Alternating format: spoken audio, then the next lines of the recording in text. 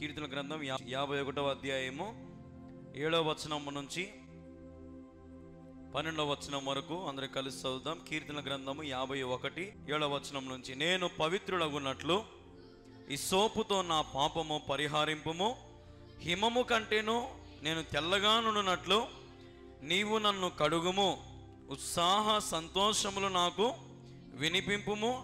అప్పుడు నీవు విరిచిన ఎముకలు హర్షించును. నా పాపములకు విముఖుడవు కమ్ము, నా దోషములన్నిటినీ తుడిచివేయుము. దేవా, నా యందు శుద్ధ హృదయము కలుగజేయుము. నా అంతరంగములో స్థిరమైన మనసును నూతనముగా పుట్టించుము. నీ సన్నిధిలో నుండి నన్ను త్రోసివేయకము, నీ పరిశుద్ధాత్మను నా యొద్ద నుండి తీసివేయకము. నీ రక్షణానందము నాకు మరలా పుట్టించుము.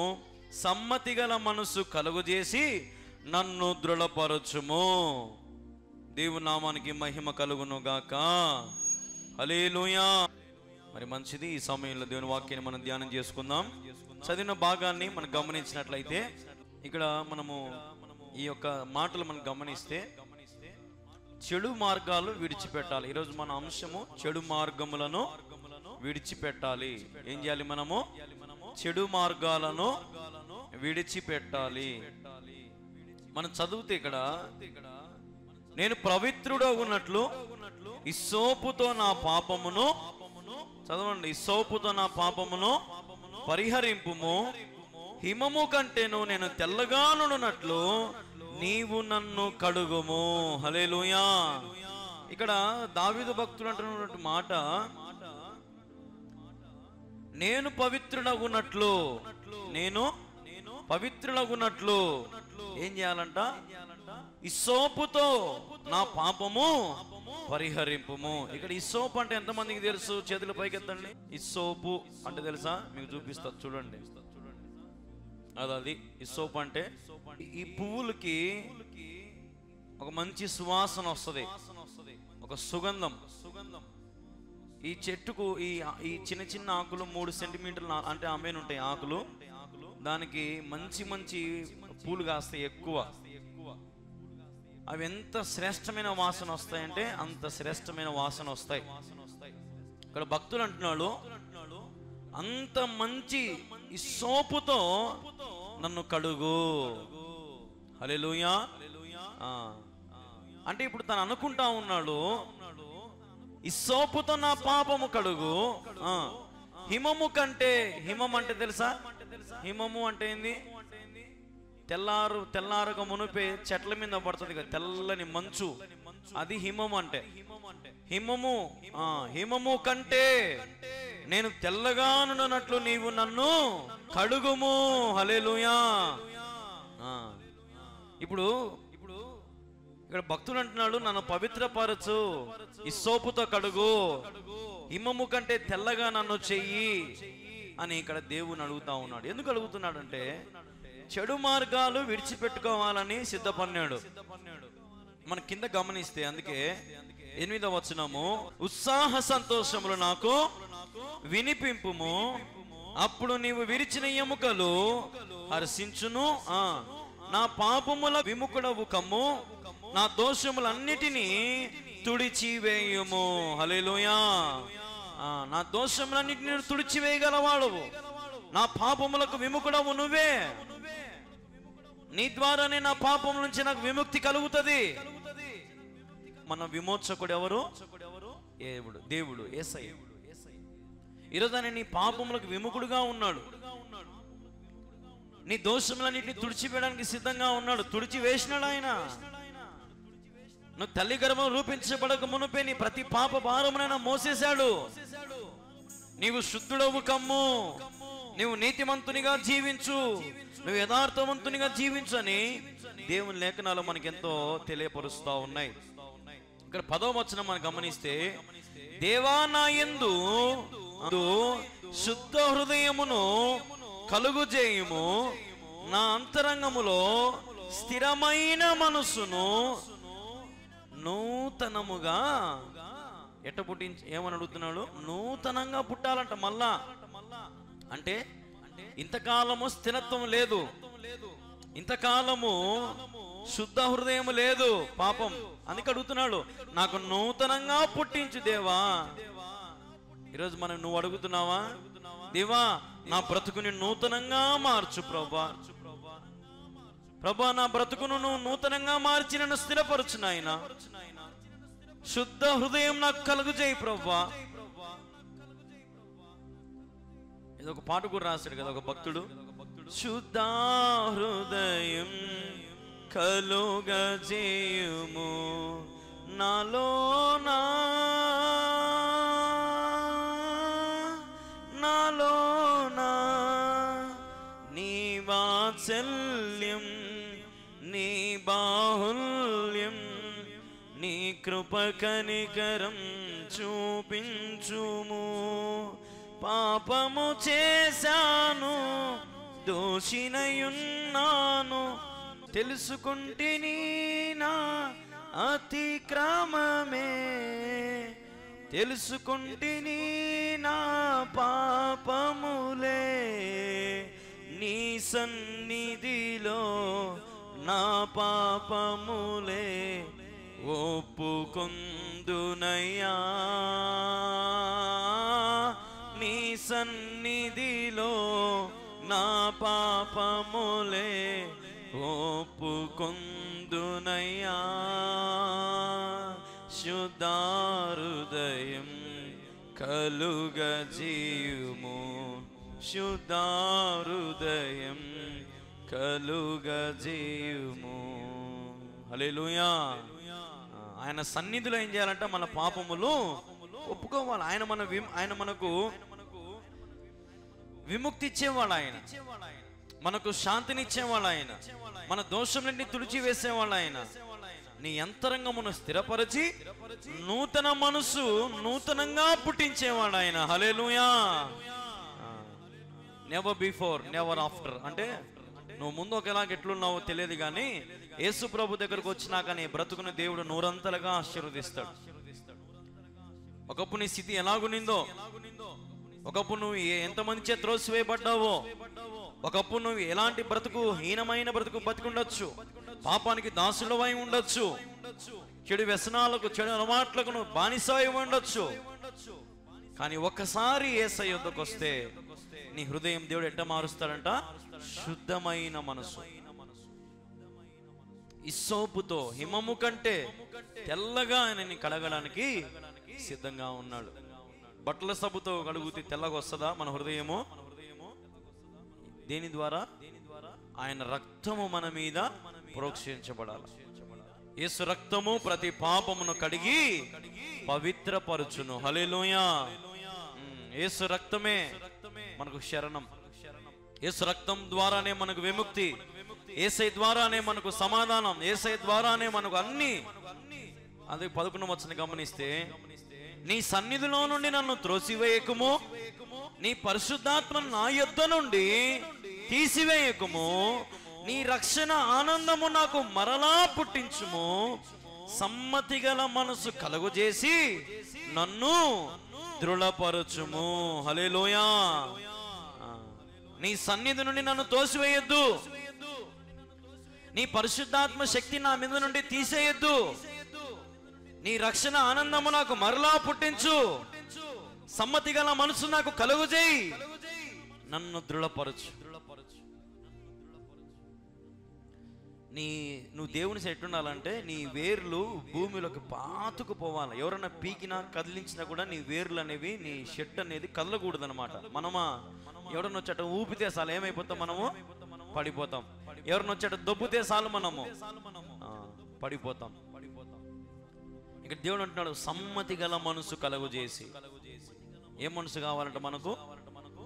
సమ్మతి గల మనసు. సమాధానం కావాలి మనకు, మంచి మనసు మనకు రావాలి.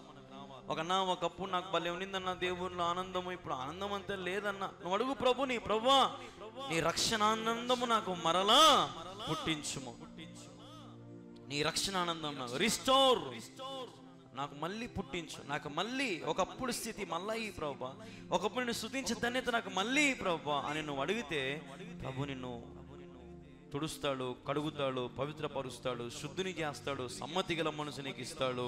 నిన్ను దృఢపరుస్తాడు. ఈరోజు మన వేర్లు ప్రభువులో పాతుకుపోయి ఉండాలి. సైతాన్ గడు వచ్చాడు దొబ్బుతానే మనం ఏమైపోతాము? పడిపోతున్నాం. వాడు వచ్చాడు దొబ్బుతే చాలు పడిపోతున్నాం. వాణ్ణి మనము దృఢపరచాల. చిన్నప్పుడు నేను టీవీలో చూసేటప్పుడు ఒక సిమెంట్ యాడ్ వచ్చేది. సిమెంట్ యాడ్ జేసీబీ తెచ్చి కొడతారు ఇటు గోడను, పగలదు. చూసినారా మీరు అది? జేసీబీని తెచ్చి కొట్టిన గోడ పగలదు. సరే అని పెద్ద టిప్పర్ తెచ్చి కొడతారు, పడదు. మనుషులు సుత్తెలు తీసుకొని సిమెంట్లు తీసుకొని కొడతారు, ఆ గోడ పడదు. ఏమంటే అదేం సిమెంట్ అంటే ఏదో ఒక మనిషి ఇటు ఉంటాడు, ఇటు కండలు ఇటు పెట్టుకొని ఇటు ఉంటాడు. ఏదో సిమెంట్ పేరు కూడా గుర్తులేదు, ఇటు పెట్టుకో ఉంటాడు. దృఢమైన సిమెంట్ 100 ఏళ్ళు గ్యారెంటీ అంటాడు అనమాట. ఏదో సిమెంట్ పేరు ఉంది అది.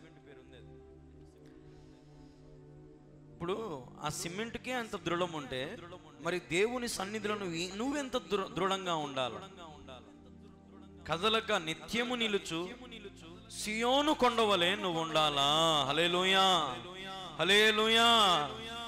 నువ్వు మరలా సంతోషించాలంటే, మరలా సంతోషించాలంటే, నీ జీవితంలో నీకు సమ్మతి గల మనసు ఉండాలంటే, నువ్వు చేయాల్సిన ప్రతి పని సఫలం అవ్వాలంటే ముందు నీ పాపములను చేయకుండా విడిచిపెట్టాలా, చెడు మార్గాలు విడిచిపెట్టుకోవాలా. ఇక్కడ దావీదు భక్తుడు ఎంత బాగా అడుగుతున్నాడు, నీ సన్నిధి నుండి నన్ను త్రోసివేయకుము. మనల్ని దేవుడు తోసేసినా పట్టించుకోము కదా, దొబ్బేసినా పట్టించుకోము మనం. హల్లెలూయా, హల్లెలూయా. మనల్ని దేవుడు తోసేసిన కొంతమంది నీళ్ళే ఏమైతుందిలే అనుకుంటారు, బాధ ఉండదు, ఏడుపు ఉండదు. ప్రభా నీ సన్నిధి నన్ను తోసివేయకునైనా నన్ను నిలబెట్టు తండ్రి. ఈరోజు చాలా మంది తప్పిపోయిన కుమారులు లాంటి బుద్ధి. తోసి వేయకముందు ఏమైపోతారు వాళ్ళు? తప్పిపోయిన కుమారుడు వాళ్ళ ఆయన దొబ్బేసినాడా, వాడే వెళ్ళిపోయినాడా? వాడే వెళ్ళిపోయినాడు, తప్పిపోయిన కుమారుడే. ఈరోజు చాలా మంది సంఘాల్లో అంతే, దేవుడు తోసివేయడం అవసరంలే, వాళ్ళే చేతులారా పోతున్నారు. మనుషులు చెప్పే కాయిచ్చే మాటలు నమ్మి, ఆ మాటలు నమ్మి, ఈ మాటలు నమ్మి, సంఘంలో స్థిరత్వం లేక, బలపరచబడే తనం లేక, దృఢమైన విశ్వాసం లేక, ప్రార్థన లేక కదా. అట్లా కాదు మనం ఉండాల్సింది. ప్రభువా నీ సన్నిధిలోంచి నన్ను త్రోసివేయద్దు, నీ పరిశుద్ధాత్మను నా మీద కుమ్మరించు, నా మీద నుండి తీసివేయద్దు. నేను ముందు ఎట్లా ఉన్నామని ఇప్పుడు నాకు అట్లే ఉండాలా, నాకు సహాయం చేయి. తెలుసో తెలియక తప్పు చేసినా, పాపములు చేసినా, నా పాపములు కడుగు, పవిత్రపరచు అని అడగాల. ఒకవేళ నీ జీవితంలో ఎవరైనా నీ మీద కీడు చేశారనుకో, నిన్ను ఒకవేళ సైతాను నీకు కీడు చేసినాడు అనుకో, ఒకవేళ నీ బంధువులు నీకు కీడు చేశారనుకో, ఒకవేళ నీ పిల్లలు కానీ, నీ భర్త కానీ, నీ భార్య కానీ, నీ చుట్టుపక్కల నీ స్నేహితులు కానీ కీడు చేసినారనుకో, నువ్వేం చేయాలా? ప్రతి కీడు చేయకూడదు. ఏం చేయాలి? నువ్వు సహించాలి. చూడమాట 2 తిమోతికి రాసిన పత్రిక 2వ అధ్యాయం 26. ప్రభు యొక్క దాసుడు అట్టి వారిని సాత్వికముతో శిక్షించుచు జగడమాడక అందరి ఎడల సాధువుగాను బోధింప సమర్థుడుగాను కీడును సహించువాడుగాను ఉండవలెను. హల్లెలూయా. ఏం చేసుకోవాలంట? మనం కీడును సహించుకోవాలి. ఏం చేయాలా? అందుకే ఉంది చూడు, జగడమాడక ఉందా లేదా? జగడమాడక అందరి ఎడల సాధువుగాను నువ్వు ఉండాలంట. ఎటుండాలంట? మనము సాధువులుగా. తిట్టినా, కొట్టినా, అవమానపరిచినా, ఎన్ని చేసినా. మీకు ఒక చిన్న కథ చెప్తా. అది నాకు ఒక ఆయన ఫేస్బుక్లో పంపించి నేను చూసిన. ఒక వరుసగా ఒక 10 బోనులు ఉన్నాయి. బోనులు అన్ని బోన్లు కుక్కలు ఉన్నాయి. అన్ని బోనుల్లో కుక్కలు ఉన్నాయి. ఒక బోన్లో మాత్రం చిరుతపులు ఉంది. యజమాని అన్ని బోన్లు పైకి ఎత్తినాడు. చిరుతపులి కూర్చొని ఉంది, ఎక్కడికి పోకుండా. ఈ కుక్కలన్నీ అంటున్నాయి, నువ్వు నిజంగా చిరుతపులివైతే, నువ్వు నిజంగా మా మాదిరి పరిగెత్తేదానివైతే, నువ్వు నిజంగా మాకంటే స్పీడ్గా పరిగెత్తదానైతే రా చూసుకుందాం అంటున్నాయంట ఈ కుక్కలన్నీ.